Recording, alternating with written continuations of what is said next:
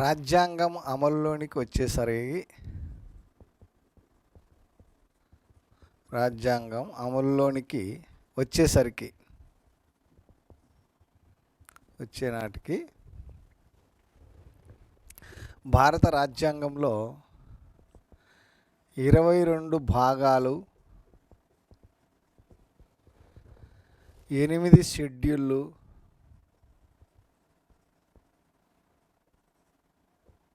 395 ప్రకరణలు కలవు. 395 ప్రకరణలు కలవు రాజ్యాంగం అమల్లోనికి వచ్చేసరికి. ఈరోజు మన భారత రాజ్యాంగంలో ప్రస్తుతం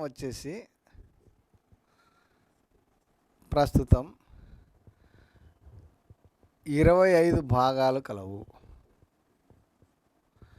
12 షెడ్యూళ్ళు, 480కి పైగా ప్రకరణలు కలవు.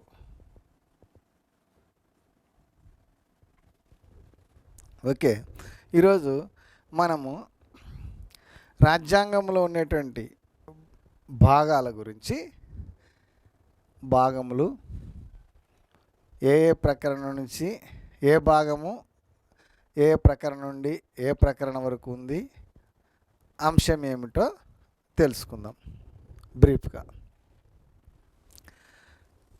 25 భాగాలు, 12 షెడ్యూల్, 480కి పైగా ప్రకరణలు గలవు. 1వ భాగం, భాగం 1, ప్రకరణలు 1 నుండి 4 వరకు ఉన్నాయి. ప్రకరణలు వచ్చేసి 1 నుంచి 4 వరకు. అంశం వచ్చేసి కేంద్ర రాష్ట్రాలు, వాటి భూభాగాలు ఎక్సెట్రా. ఈ 1వ భాగం నుంచి మనము 1వ భాగానికి సంబంధంగా ఒక 3-4 వీడియోలు కూడా అప్లోడ్ చేయడం జరిగింది క్లియర్గా. 1వ భాగంలో 3-4 వీడియోలు, అంటే 1 నుంచి 4 వరకు గల ప్రకరణాల గురించి ఎక్స్ప్లెయిన్ చేయడం జరిగింది క్లియర్గా. అంటే 1వ భాగంలో రాజ్యాంగం ప్రకారం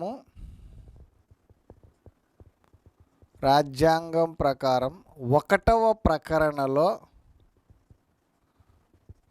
మన దేశానికి గల పేరు,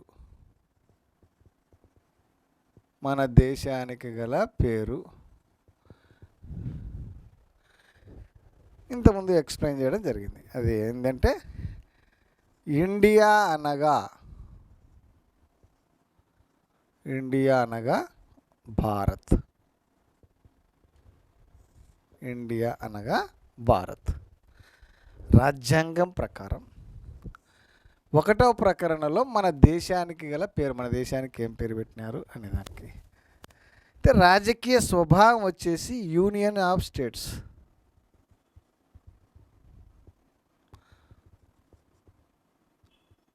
రాజకీయ స్వభావం 1వ ప్రకరణలో మన దేశానికి గల రాజకీయ స్వభావం వచ్చేసి union of states. Union of states.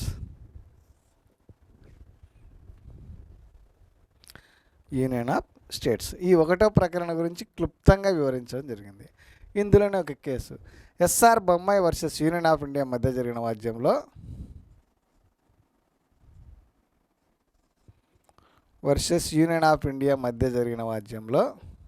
1994లో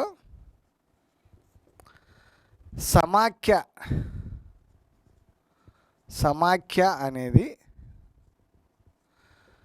మన రాజ్యాంగ మౌలిక స్వరూపంలో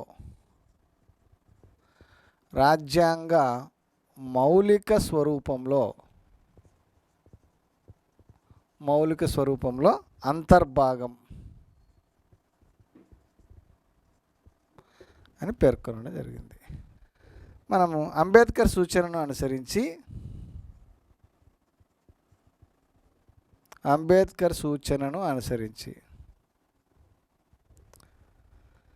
సమాఖ్యకు బదులుగా యూనియన్ అనే పదాన్ని వాడడం జరిగింది. ఈ యూనియన్ అనే పదాన్ని మనము కెనడా రాజ్యాంగం నుంచి గ్రహించినాం. యూనియన్ అనే పదాన్ని మనము కెనడా రాజ్యాంగం నుంచి గ్రహించడం జరిగింది. సమాఖ్య అనే పదం మన భారత రాజ్యాంగంలో ఎక్కడ కనిపించదు. కేవలం పరిపాలనా సౌలభ్యం కోసం మాత్రమే కేంద్ర రాష్ట్ర ప్రభుత్వాల మధ్యలో అధికారాల విభజన జరిగింది. ఇవి ఇంపార్టెంట్ పాయింట్లు. ఒకటో భాగంలో ఒకటో ప్రకరణకు సంబంధంగా. రెండవ ప్రకరణ ఏం తెలియజేస్తుంది? భారత భూభాగాలకు సంబంధించిన విషయాలన్నింటిపైన పార్లమెంటు నిర్ణయం తీసుకుంటుంది. పార్లమెంటు నిర్ణయం రెండు రకాలుగా తీసుకుంటుంది. అంతర్గత నిర్ణయము, బహిర్గత నిర్ణయము. అంతర్గత నిర్ణయంలో రాష్ట్రాల పునర్వ్యవస్థీకరణ, పేర్లు, సరిహద్దులు మార్చడం అనేది పార్లమెంటు సాధారణ చట్టం ద్వారానే చేయగలుగుతుంది.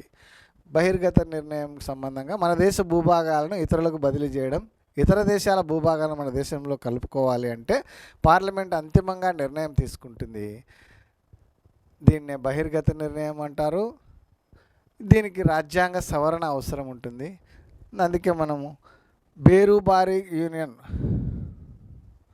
బేరుబారి వర్సెస్ యూనియన్ ఆఫ్ ఇండియా మధ్య జరిగినటువంటి వాద్యంలో యూనియన్ ఆఫ్ ఇండియా మధ్య జరిగిన వాద్యంలో 1960లో 9వ రాజ్యాంగ సవరణ ద్వారా 9వ రాజ్యాంగ సవరణ బేరుబారి ప్రాంతాన్ని పాకిస్తాన్కి ఇచ్చినాము. కూచ్ బిహార్ దీవులను ఇండియాలో కలుపుకున్నాము. మన దేశానికి చెందినటువంటి బేరుబారి ప్రాంతాన్ని పాకిస్తాన్కు బదిలీ చేయడం. పాకిస్తాన్కి చెందినటువంటి కూచ్ బిహార్ దీవులను భారతదేశంలో విలీనం చేసుకోవడం జరిగింది. దీనికి రాజ్యాంగ సవరణ అవసరము. ఏ రాజ్యాంగ సవరణ అంటే 9వ రాజ్యాంగ సవరణ. అలాగే 36వ రాజ్యాంగ సవరణ ద్వారా సిక్కింను 1975లో భారత్లో విలీనం చేసుకోవడం జరిగింది. ఇవి ఎగ్జామినేషన్ పాయింట్ ఆఫ్ వ్యూలో రెండవ ప్రకరణకు సంబంధించినటువంటి అంశాలు. ఇప్పుడు మూడవ ప్రకరణ ఎక్స్ప్లెయిన్ చేయడం జరిగింది క్లియర్గా. ప్రకరణ 3 రాష్ట్రాల పునర్వ్యవస్థీకరణ గురించి తెలియజేస్తుంది. రాష్ట్రాల పునర్వ్యవస్థీకరణ. భారత రాజ్యాంగము భాగాలలో ఇప్పుడు ఒకటవ భాగం సంబంధంగా ఒకటవ భాగంలో ప్రకరణ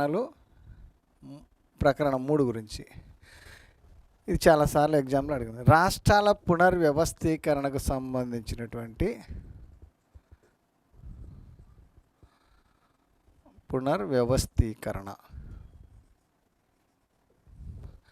రాష్ట్రాల పునర్వ్యవస్థీకరణ అధికారం ఎవరికి ఉంటుందంటే పార్లమెంటుకు ఉంటుంది.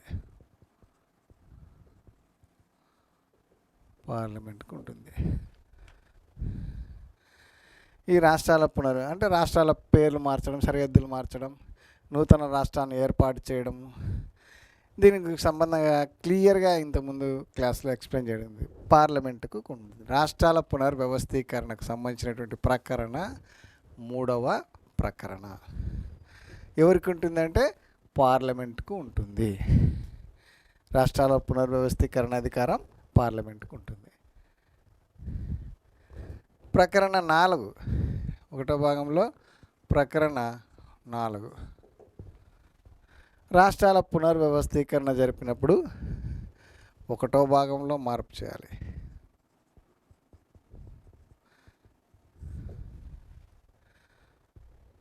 ఒకటో షెడ్యూల్లో కూడా మార్పు చేయాలి. 4వ షెడ్యూళ్ళు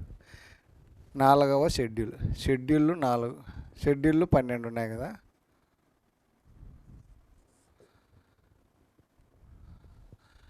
ఒకటవ షెడ్యూల్లో కూడా మార్పు వస్తుంది. ఒక షెడ్యూల్లో మార్పు వస్తుంది. 4వ షెడ్యూల్ను తప్పనిసరిగా సవరించాలి.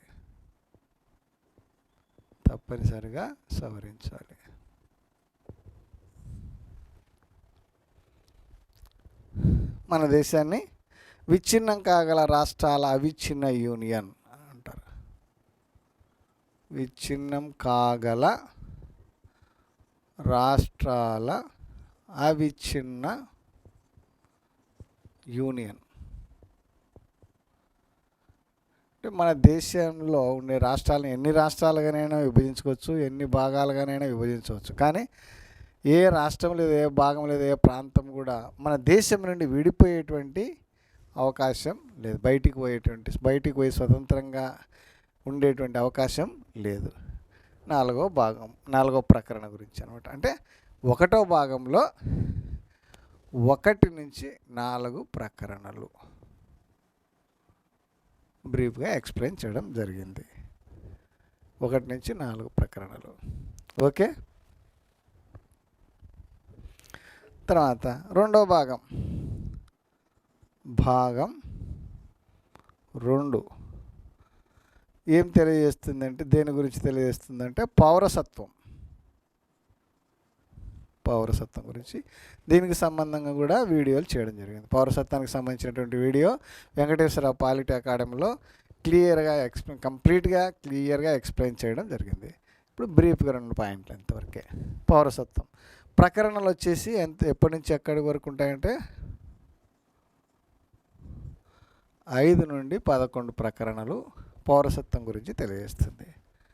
మన దేశం అవలంబిస్తున్నటువంటి పౌరసత్వం ఏం పౌరసత్వం అంటే ఏక పౌరసత్వం. మన దేశం అవలంబిస్తున్నటువంటి పౌరసత్వం ఏక పౌరసత్వం. ఈ పౌరసత్వం అనేటువంటి అంశాన్ని మనము బ్రిటన్ రాజ్యాంగం నుండి గ్రహించినాం. బ్రిటన్ రాజ్యాంగం పౌరసత్వం అనే అంశాన్ని మనం బ్రిటన్ రాజ్యాంగం నుండి గ్రహించాం. ఈ పౌరసత్వం అనేటువంటి అంశము, పౌరసత్వం అనేటువంటిది కేంద్ర జాబితాలో కలదు. పౌరసత్వము కేంద్ర జాబితాలో కలదు.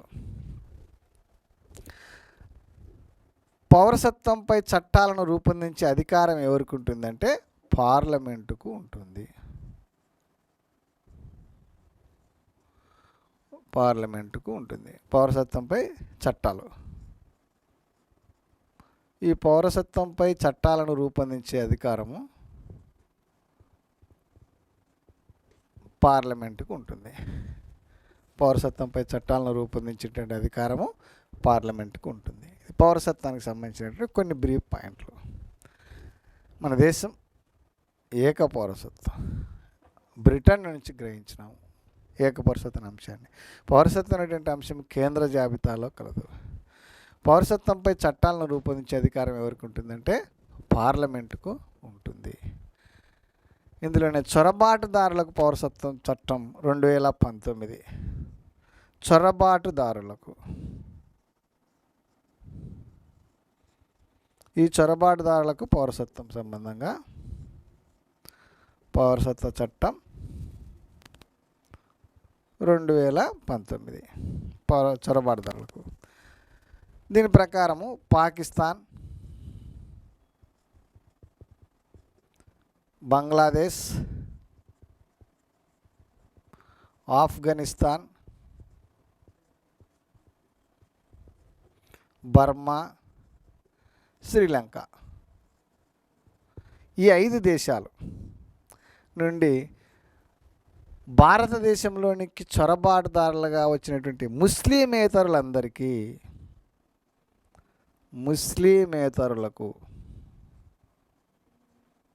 మన దేశంలో పౌరసత్వం కల్పించడం జరిగింది. ఆ వాళ్ళు ఎవరంటే హిందువులు, సిక్కులు, జైనులు, బౌద్ధులు, పార్సీలు, క్రైస్తవులు. వీళ్ళకు మన దేశంలో పౌరసత్వం కల్పించుతాం. హిందువులు, సిక్కులు, జైనులు, బౌద్ధులు, పార్సీలు, క్రైస్తవులు వీళ్ళకు మన దేశంలో ద్వంద్వ పౌరసత్వం. ముస్లిమేతరులకు దీనికి సంబంధించి పౌరసత్వ చట్టంలో 2019లో మార్పులు చేయడం జరిగింది. పౌరసత్వం పైన చట్టాలను రూపొందించే అధికారం ఎవరికి ఉంటుందంటే పార్లమెంటు. 2019 పౌరసత్వ చట్ట సవరణ అనుసరించి చొరబాటుదారులకు పౌరసత్వం. ఎప్పటి నుంచో మన దేశంలోనికి ఇతర దేశాల నుండి చొరబాటుదారులుగా వచ్చి మన దేశంలో స్థిర నివాసం ఏర్పాటు చేసుకున్నటువంటి పాకిస్తాను, బంగ్లాదేశ్, ఆఫ్ఘనిస్తాన్, బర్మా, శ్రీలంక దేశాల నుండి ముస్లిమేతరులు మన దేశంలోనికి ప్రవేశించిన ముస్లిమేతరులైనటువంటి హిందువులు, సిక్కులు, జైనులు, బౌద్ధులు, పార్సీలు, క్రైస్తవులకు మన దేశంలో పౌరసత్వం కల్పించడం జరిగినది. ఇది రెండవ భాగానికి సంబంధించినటువంటి బ్రీఫ్గా ఎక్స్ప్లెనేషన్. భాగము 3, మూడవ భాగం ప్రకరణలు 12 నుండి 35 వరకు గల ప్రకరణలు. మూడవ భాగం దేని గురించి తెలియజేస్తుందంటే ప్రాథమిక హక్కులు. మూడవ భాగం ప్రాథమిక హక్కుల గురించి తెలియజేస్తుంది.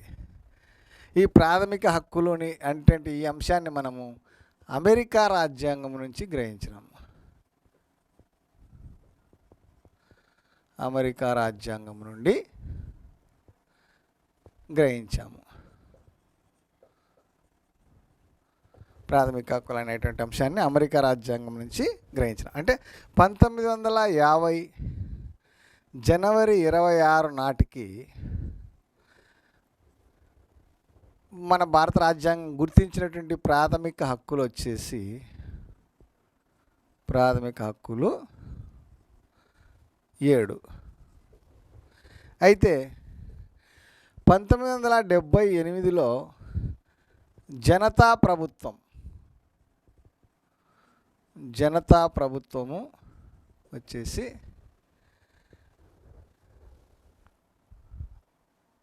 ఆస్తి హక్కును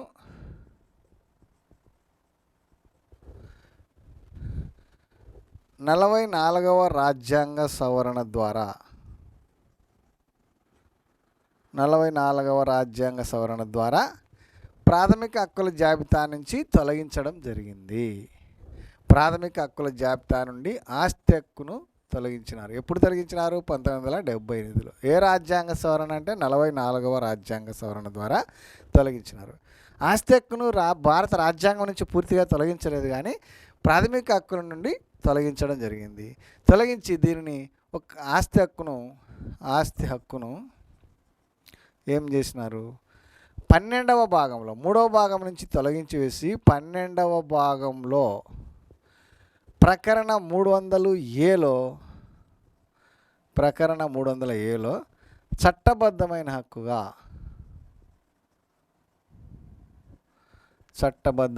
హక్కు ఈ చట్టబద్ధమైన హక్కుగా చేర్చడం జరిగింది. ఆస్తి హక్కుకు సంబంధించినటువంటిది చట్టబద్ధమైన హక్కుగా చేర్చడం జరిగింది. 12వ భాగం 3వ భాగం నుంచి తొలగించేసినారు, 12వ భాగంలో చేర్చినారు.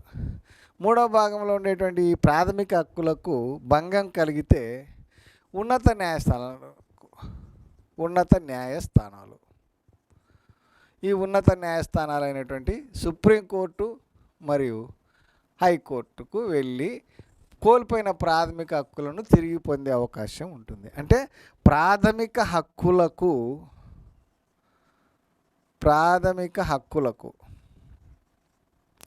న్యాయ సంరక్షణ కలదు. ప్రాథమిక హక్కులకు న్యాయ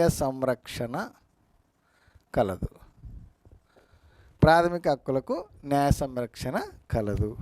ఈ ప్రాథమిక హక్కులకు మనం భంగం కలిగితే ఉన్నత న్యాయస్థానాలు అనేటువంటి సుప్రీంకోర్టు, హైకోర్టుకు వెళ్ళి మన ప్రాథమిక హక్కులను పరిరక్షించుకోవడానికి అవకాశం ఉంటుంది. ఇది ఎన్నో రాజ్యాంగ సవరణ అంటే 44వ రాజ్యాంగ సవరణ ద్వారా ఆస్తి హక్కును ప్రాథమిక హక్కులు. ఆస్తి హక్కు ఇంతకుముందు ఎక్కడ ఉన్నదంటే ప్రకరణ 31లో ఉన్నది, కాబట్టి ప్రకరణ 31ని తొలగించడం జరిగింది. ఈ ఆస్తి హక్కుని ఇక్కడ ఉన్నటువంటి ఆస్తి హక్కును తీసుకొని వచ్చేసి 12వ భాగంలో ఒక చట్టబద్ధమైన హక్కుగా 300A ప్రకరణలో చేర్చడం జరిగింది. ఇది ఆస్తి హక్కు సంబంధంగా. తర్వాత ప్రకరణ అంటే ప్రస్తుతం ఉండేటువంటి ప్రాథమిక హక్కుల సంఖ్య ఎంత అంటే ప్రస్తుతం ప్రాథమిక హక్కులు వచ్చేసి 6 ఉన్నాయి ప్రస్తుతం ప్రాథమిక హక్కులు 6. సమానత్వపు హక్కు, స్వేచ్ఛ స్వాతంత్రపు హక్కు, పీడనను నిరోధించేటువంటి హక్కు, మత స్వాతంత్రపు హక్కు, విద్యా సాంస్కృతిక విషయపు హక్కు, రాజ్యాంగ పరిహారపు హక్కు. ఈ రాజ్యాంగ పరిహారపు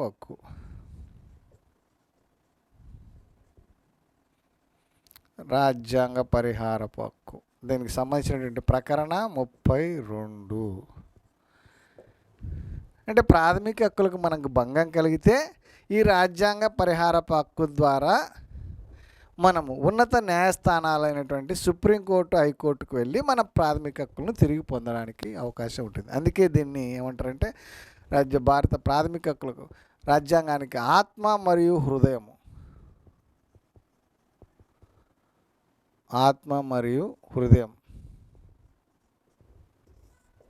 ప్రాథమిక హక్కుల సంరక్షణకర్తగా కూడా దీన్ని అంటారు. ఆత్మ మరియు హృదయంగా అభివర్ణించడం జరిగింది. ఈ ప్రాథమిక హక్కులకు భంగం కలిగితే ఈ రాజ్యాంగ పరిహారపు హక్కు ద్వారా 32 ద్వారా సుప్రీంకోర్టు, హైకోర్టుకు పోతే ఈ ఉన్నత న్యాయస్థానాలైనటువంటి సుప్రీంకోర్టు మరియు హైకోర్టులు ఏం చేస్తాయంటే రిట్లను జారీ చేస్తాయి. ప్రాథమిక హక్కుల పరిరక్షణకు, అంటే పౌరులు కోల్పోయిన ప్రాథమిక హక్కులు తిరిగి పొందడం కోసము ఉన్నత న్యాయస్థానాలైనటువంటి సుప్రీంకోర్టు మరియు హైకోర్టు, సుప్రీంకోర్టు అండ్ హైకోర్టు రిట్లను జారీ చేస్తాయి. ఆ రిట్లే 5 రకాలు మనం ఎక్స్ప్లెయిన్ చేయడం జరిగింది. రిట్ల గురించి ఒక వీడియో చేయడం జరిగింది. ఆ రిట్లు హేబియస్ కార్పస్, దీనికి బందీ ప్రత్యక్ష, హేబియస్ కార్పస్, మాండమస్, ప్రొహిబిషన్,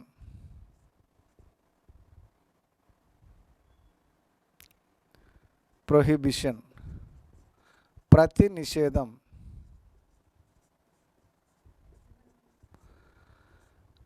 పరమాదేశం,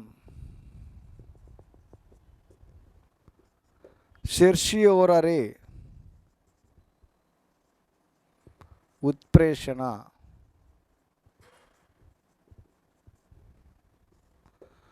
కోవారెంటో. ఇట్లా 5 రకాల రిట్లను జారీ చేయడం వలన పౌరులు కోల్పోయినటువంటి ప్రాథమిక హక్కులను తిరిగి పొందవచ్చు. అయితే దీని గురించి కూడా మళ్ళీ ఒక బిట్టు అధికారిక పరిధి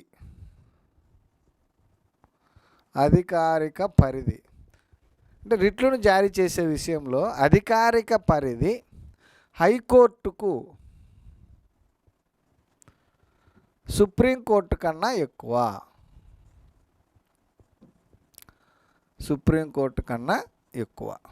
హైకోర్టుకు సుప్రీంకోర్టు కన్నా ఎక్కువ.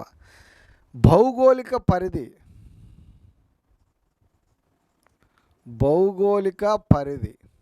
అంటే రిట్లు జారీ చేయు విషయంలో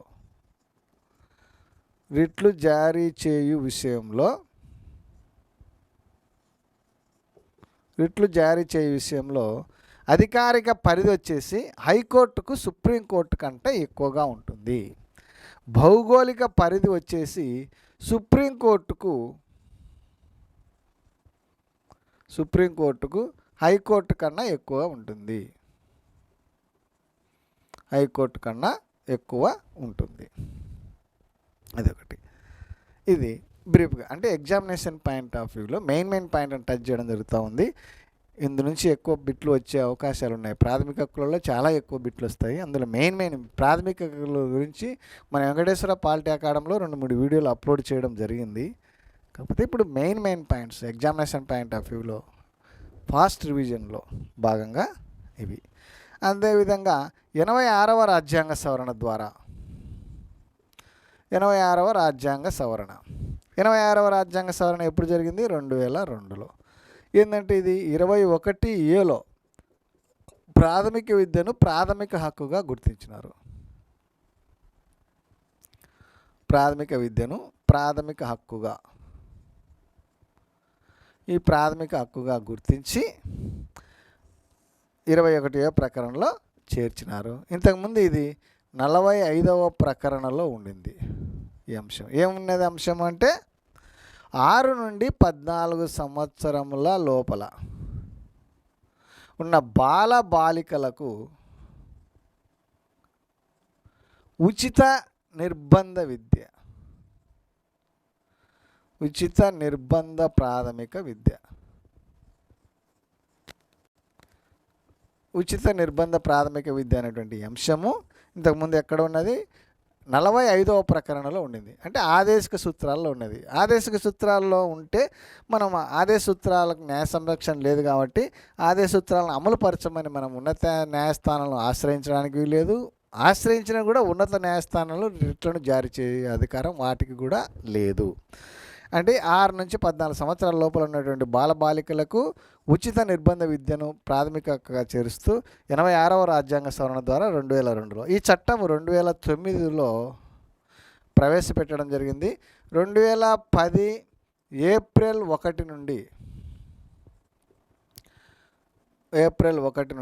అమలులోనికి వచ్చినది. దీనికి సంబంధించినటువంటి ఈ ప్రకరణ. తర్వాత ఎక్కువగా ఈ ప్రాథమిక హక్కులలో 17వ ప్రకరణ కూడా ఎక్కువగా అడుగుతూ ఉంటారు. అంటరాని తీరం నిషేధం. దీనికి 1955లో అస్పృశ్యత నిషేధ చట్టం చేయడం జరిగింది.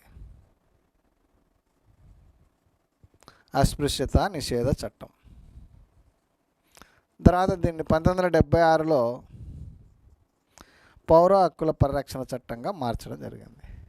1989లో దీన్ని SC/ST అట్రాసిటీ చట్టంగా కూడా చేసినారు. SC/ST atrocity. దీనిలో ఇది ఒకటి. 23, 24 ప్రకరణలు కూడా ఇంపార్టెంట్. 24 ప్రకరణలు ఇవి పీడనను నిరోధించేటువంటివి. వెట్టి చాకిరీ, కట్టు బానిసత్వం నిషేధించడం, బాల కార్మిక వ్యవస్థ నిషేధించడం, వీటి మీద బిట్లు ప్రేమ అయ్యే అవకాశాలు ఎక్కువ ఉంటాయి. క్రిమినల్లో కూడా ఇవి ఉంటాయి. బాలల హక్కులు అంటే సంక్షేమ యంత్రాంగంలో భాగంగా ఈ ప్రకరణలు వచ్చే అవకాశాలు ఉంటాయి. తర్వాత మత స్వాతంత్ర హక్కు, విద్యా సాంస్కృతిక హక్కు, మైనారిటీలకు సంబంధించినటువంటిది అవి కూడా ఉన్నవి. అంటే ఇంతకుముందు ఇవన్నీ కూడా ప్రాథమిక హక్కుల మీద ఒక 3 వీడియోస్ అప్లోడ్ చేయడం జరిగింది. కాకపోతే ఈ ప్రాథమిక హక్కుల మీద 3వ భాగాన్ని ఎక్స్ప్లెయిన్ చేస్తూ కొన్ని మెయిన్ పాయింట్లను టచ్ చేసుకుంటూ వెళ్ళడం జరుగుతాం. 4వ భాగం. ఈ 4వ భాగంలో ప్రకరణలు వచ్చేసి ప్రకరణలు 36 to 51. అంశం ఏముందంటే ఆదేశిక సూత్రాలు,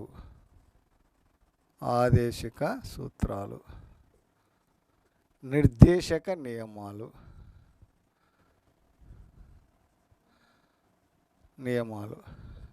directive principles of DPSP state policy, ఈ నియమాలు ఉన్నాయి. ఈ ప్రకరణలలో ఆదేశిక సూత్రాలు పొందుపరచడం జరిగింది. ఈ ఆదేశిక సూత్రాలు అనేటువంటి ఈ అంశాన్ని మనము ఐర్లాండ్ రాజ్యాంగం నుంచి గ్రహించాము. ఐర్లాండ్ అనేటువంటిది స్పెయిన్ నుంచి గ్రహించింది. సరే, ఆదేశిక సూత్రాలను మనము గ్రహించింది ఎవరినంటే వైమర్ రాజ్యాంగం, ఐర్లాండ్ రాజ్యాంగం నుంచి గ్రహించడం జరిగింది. ఆదేశిక సూత్రాలు ఎన్నో భాగంలో ఉన్నాయంటే 4వ భాగంలో ఉన్నాయి. ఆదేశిక సూత్రాలకు న్యాయ సంరక్షణ లేదు.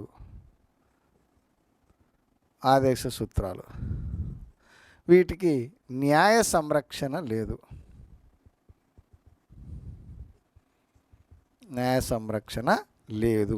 ఆదేశిక సూత్రాలకు న్యాయ సంరక్షణ లేదు. ఈ ఆదేశిక సూత్రాలలోనే ఇంతకుముందు ఉన్నటువంటి 45వ ప్రకరణలో ఉన్నటువంటి అంశం 6 నుండి 14 సంవత్సరముల లోపు ఉండేటువంటి బాలబాలికలకు ఉచిత నిర్బంధ విద్యను అందించే అంశాన్ని 21A ప్రాథమిక హక్కుల్లో చేర్చడం జరిగింది. కాబట్టి ప్రాథమిక విద్యను ప్రాథమిక హక్కుగా మార్చి అక్కడ చేర్చారు. ఇది ఖాళీ అయింది. ఈ ప్లేస్లోనికి 0 నుంచి 6 సంవత్సరాల లోపల ఉన్నటువంటి బాలలకు పూర్వ ప్రాథమిక విద్య, ఆరోగ్యము, పోషణతో పాటు సంరక్షణతో పాటు పూర్వ ప్రాథమిక విద్య, పూర్వ ప్రాథమిక విద్యను అందించాలి అనేటువంటిది ఇందులో చేర్చడం జరిగింది.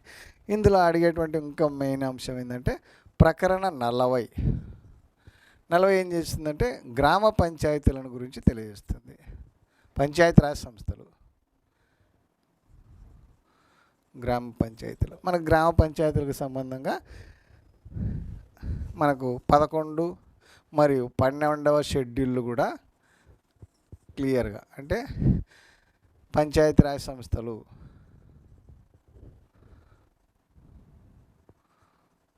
గ్రామీణ స్థానిక సంస్థలు, గ్రామీణ స్థానిక సంస్థలు, గ్రామీణ స్థానిక సంస్థలు. 12వ షెడ్యూల్ వచ్చేసి పట్టణ నగరపాలక సంస్థలు, నగరపాలక సంస్థలు, మున్సిపాలిటీలు. వీటి గురించి కూడా కంప్లీట్గా వీడియోలు 3-4 వీడియోస్ ఉన్నాయి రాజ్యాంగంలో. ఇది గ్రామ పంచాయతీల గురించి ఇందులో. తర్వాత ప్రకరణ 44 కూడా ఇంపార్టెంటే. ఉమ్మడి పౌర స్మృతి,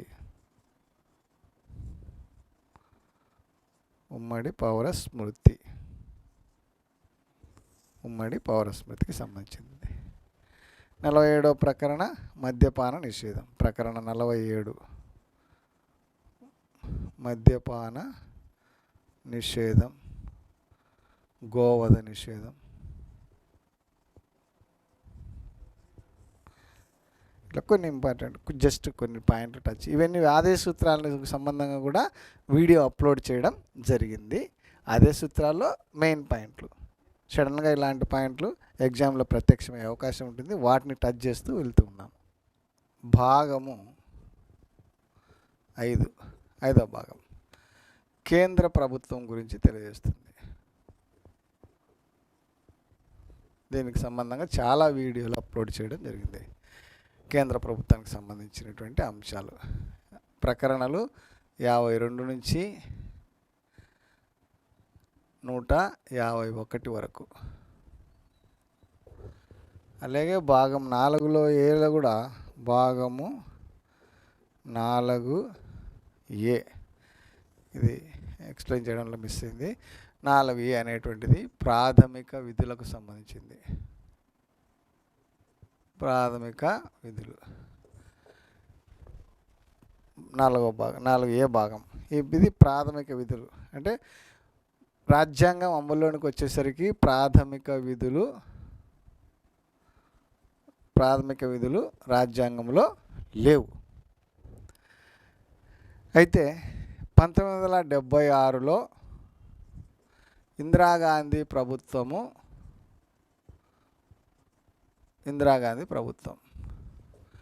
42వ రాజ్యాంగ సవరణ ద్వారా 42వ రాజ్యాంగ సవరణ, ఈ 42వ రాజ్యాంగ సవరణ ద్వారా 10 ప్రాథమిక విధులను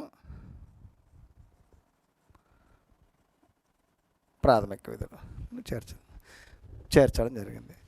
తర్వాత 2002లో 86వ రాజ్యాంగ సవరణ చేసినప్పుడు 11వ విధిని కూడా చేర్చడం జరిగింది. 6 నుండి 14 సంవత్సరాల లోపలకు బాలబాలికలకు ఉచిత ప్రాథమిక నిర్బంధ విద్యను అందించడం అనేటువంటిది పౌరులు, తల్లిదండ్రులు, సంరక్షకుల యొక్క బాధ్యత అని చెప్పి ఈ విధిని కూడా చేర్చడం. అంటే ప్రస్తుతం 11 ప్రాథమిక విధులు కలవు. ఈ ప్రాథమిక విధులు అనేటువంటి ఈ అంశాన్ని మనము యుఎస్ఎస్ఆర్ రష్యా రాజ్యాంగం నుంచి గ్రహించడం జరిగింది.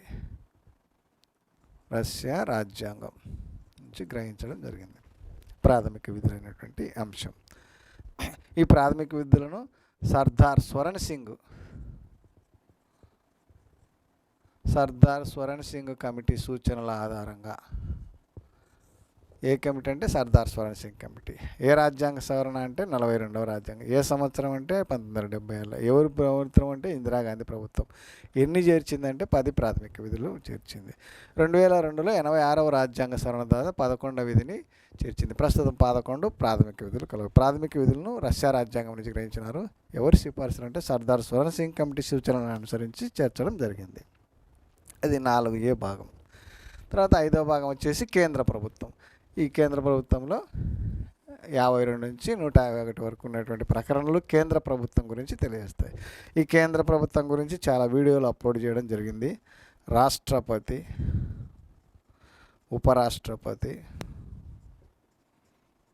ఉపరాష్ట్రపతి, ప్రధానమంత్రి,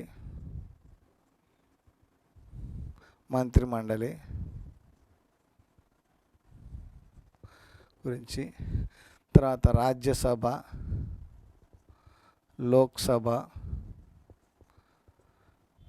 లోక్సభ గురించి, కాగు గురించి, అటార్నీ జనరల్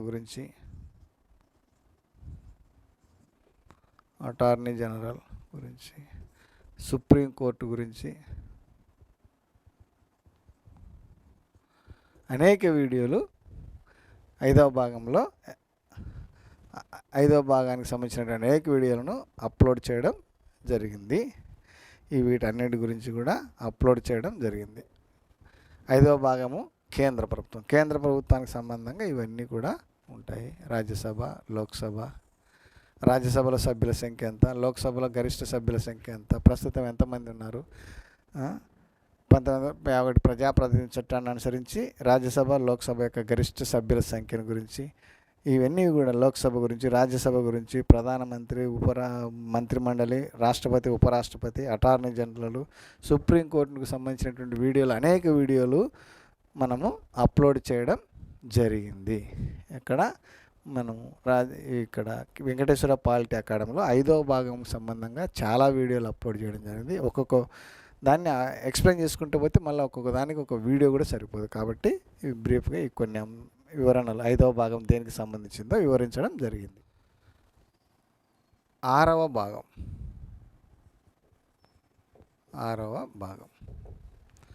ఇది రాష్ట్ర ప్రభుత్వం గురించి వివరించడం జరిగింది. ఈ రాష్ట్ర ప్రభుత్వం గురించి కూడా అనేక వీడియోలు అప్లోడ్ చేయడం జరిగింది. ఆ రాష్ట్ర ప్రభుత్వంలో అక్కడ కేంద్రంలో ఎట్లా ఉంటుందో ఇక్కడ కూడా రాష్ట్రంలో కూడా రాజ్యాంగ అధినేత,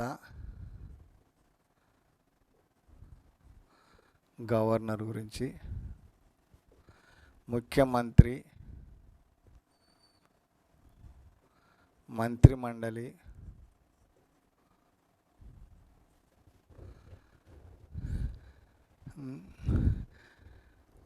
అడ్వకేట్ జనరల్,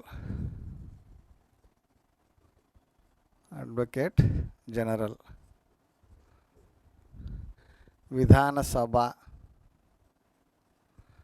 విధాన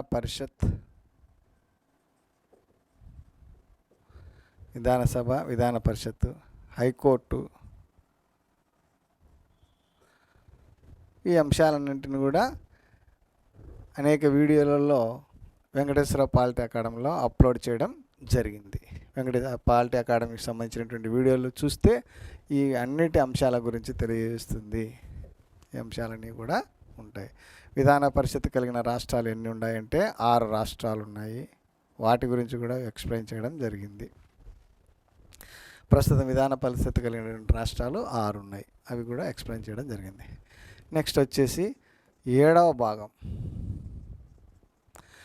భాగాన్ని 7వ రాజ్యాంగ సవరణ ద్వారా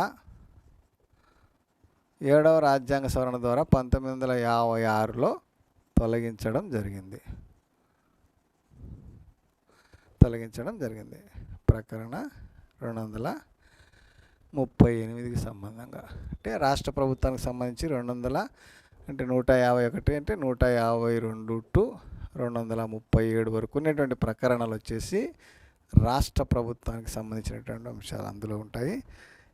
7వ భాగము 7వ రాజ్యాంగ సవరణ ద్వారా 1956లో తొలగించడం జరిగింది. అంటే ఇప్పుడు ఈ ప్రకరణ తొలగించడం జరిగింది.